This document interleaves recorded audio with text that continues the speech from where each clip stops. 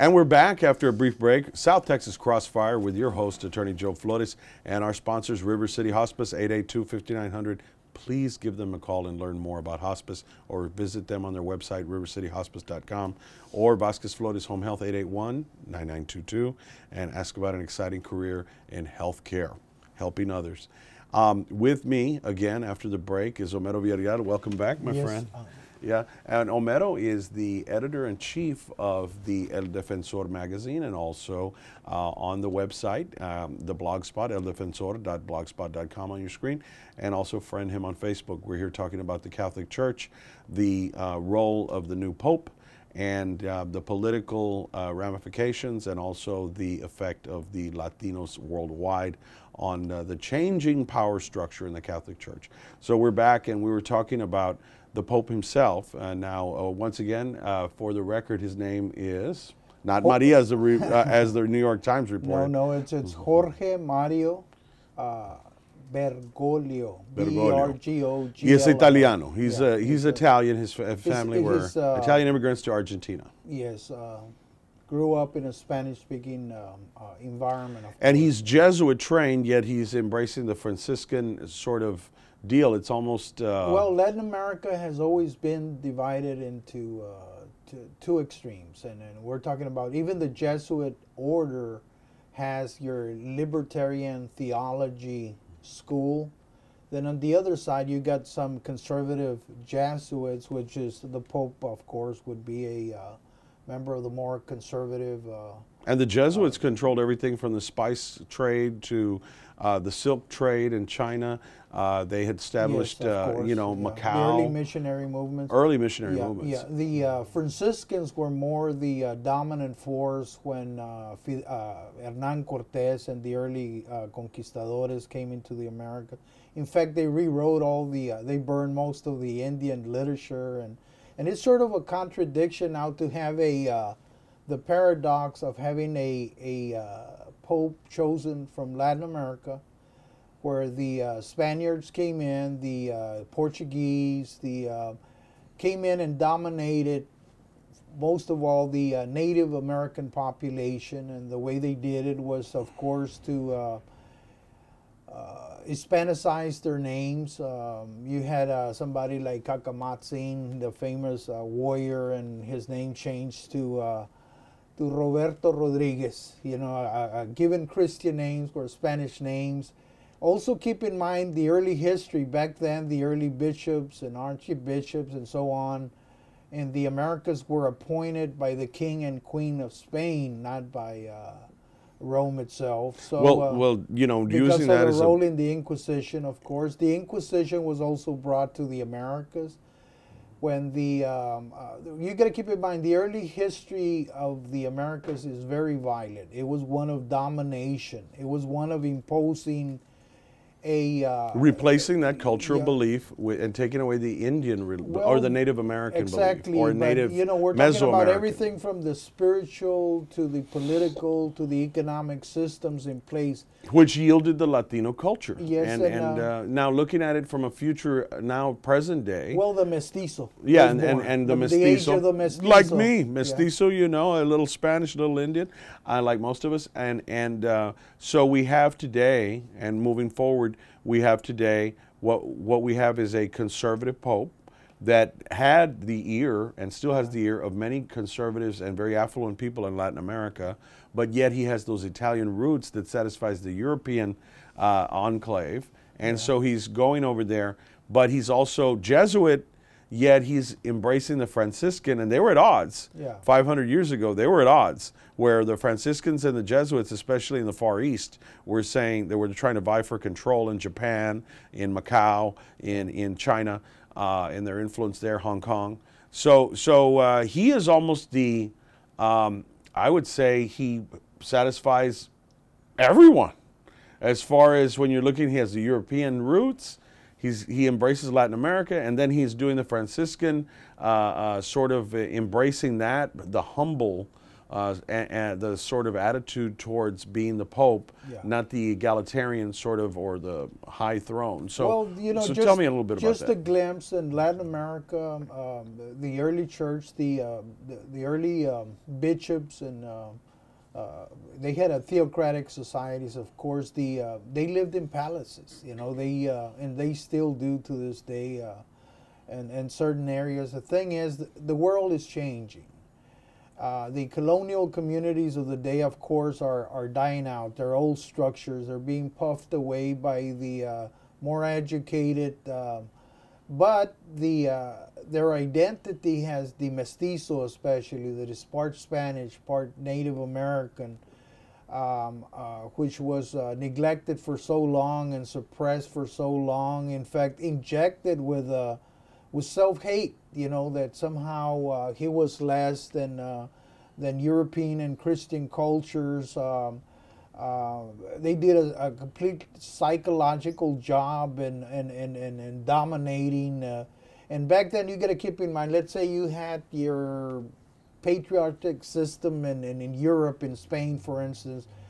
The older brother would become a general. Then the other brother of the wealthy family had to be appointed somewhere that would make him a bishop. You know, and then they would work in conjunction in the Americas.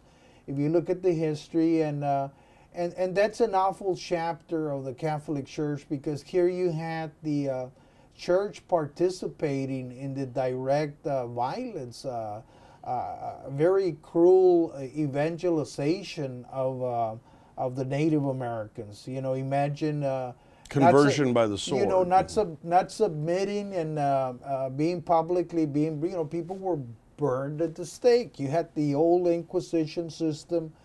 They were imposing a worldview on you didn't wear a suit and tie, you weren't a Christian. You know, yeah, you didn't have a Spanish or Portuguese last name, you weren't a Christian. Even Juan Diego, to this day, we don't even know his real name. I think it was Quiquiquitzin or something like that. He never knew his name was Juan Diego. You know, and to this day.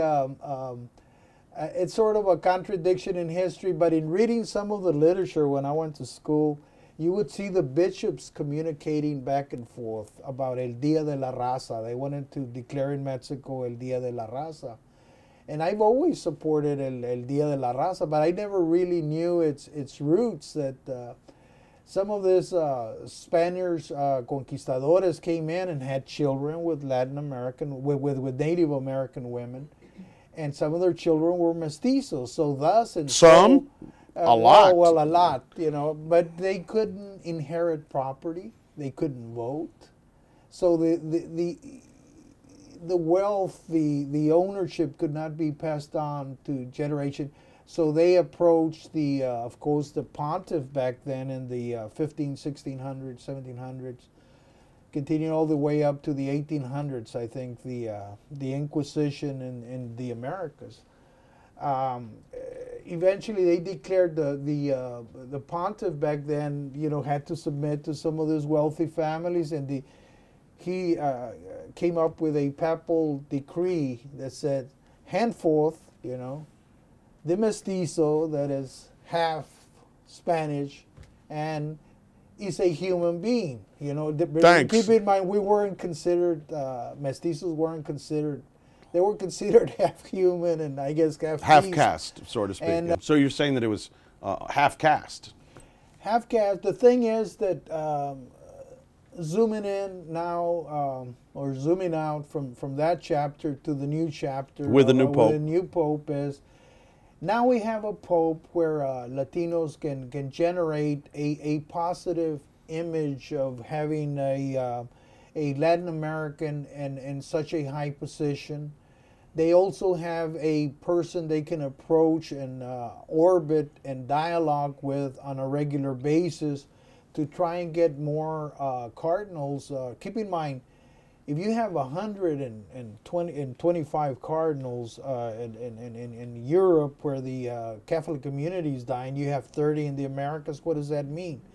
The Europeans can still elect a new pope at any time. They have the votes, even though the larger Catholic community But there's many other issues that involve, even in the Americas, as in education.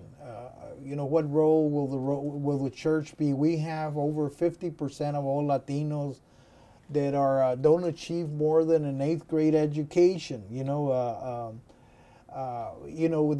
over 50% of Latinos in the Southwest that live in poverty, that face many health issues, from diabetes to third world conditions, and have been segregated and isolated historically.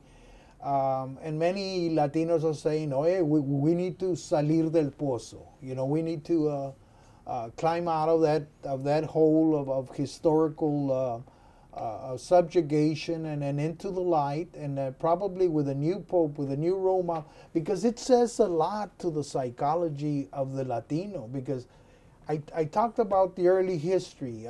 When they conquered you, what do they do to your mind? They basically make you doubt yourself. They basically destroy your spirit, in a sense, rob you of something that's lacking. So how do you cure a colonized community, an oppressed community for so long?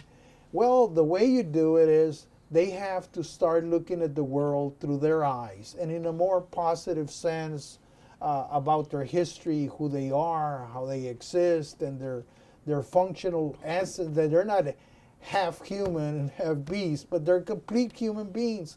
What makes me human, and what makes any human? And there's only one race, and then modern theologians will argue that's the human race, And what makes you human? And being treated like human is dignity and respect. Dignidad y respeto. Well, again, the new pope, do you see that hope of, well, actually, the reality of it is, with the death of Hugo Chavez in Venezuela, you see a power vacuum. And then you see a worldwide power vacuum where many in droves are abandoning the Catholic Church that are traditionally Anglo or that are considered European. And Latinos are filling that void. So how do you think, from President Obama to world leaders to power structures, how is the Catholic Church, you think the Catholic Church is going to straddle power once more, or have they always had power? Well, the thing is, the Catholic Church has been evolutionary, not revolutionary in change. And what does that mean? We have a pope that was appointed. Remember, he's 6 years old, 77 years old.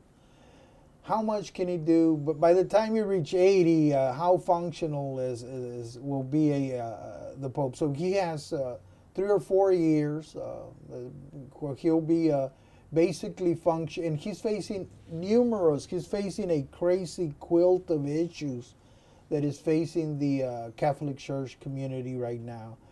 And in Latin America, of course, we see the death of Hugo Chavez, who you cited. And of course, I've always talked that there's 2 extremes in Latin America. You're either extreme left or extreme right. And we saw that in Argentina with the bloody, dirty wars, they were called, the dirty wars of 1976 to 1983, where thousands and thousands of priests and people that were in community organizers that would go out in the slums and help the poor.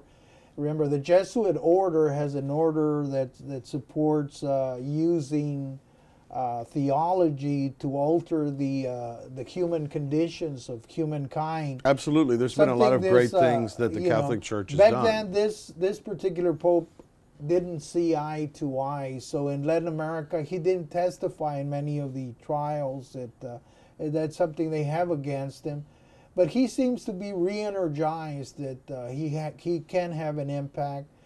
The wealthy families in Latin America, plutocracies, which people refer to. Blue Bloods. Blue Bloods are trying to regain ground now that Hugo Chavez died, and you had Fidel Castro, of course, so you have from Cuba, the scene, and his brother. Raulito. Raulito is too bureaucratic, too legalistic. He doesn't have the magic. He as doesn't his have the brother. magic. Right. And that's why people had So you've turned got to Cuba, Hugo Chavez. you've got and we got about a minute left, but I mean, if we marshal it all together, How would you say the impact of this new Pope and him being from Latin America? How's it going to impact us here and nationwide? If we peel the onion, if we open that curtain wide open and face the truth head on, you know, what is it, the core of the onion? What is there? I think this new Pope is going to dart with all the spirit and evangelism that he can summon from and dart at the America and especially the U.S. to try and get as many converts as he can, to utilize Hispanics playing a functional role. I think you're going to see Hispanic leaders become more power brokers, coming in and visiting the Vatican on a regular basis. We're going to start to see groups organize like never before.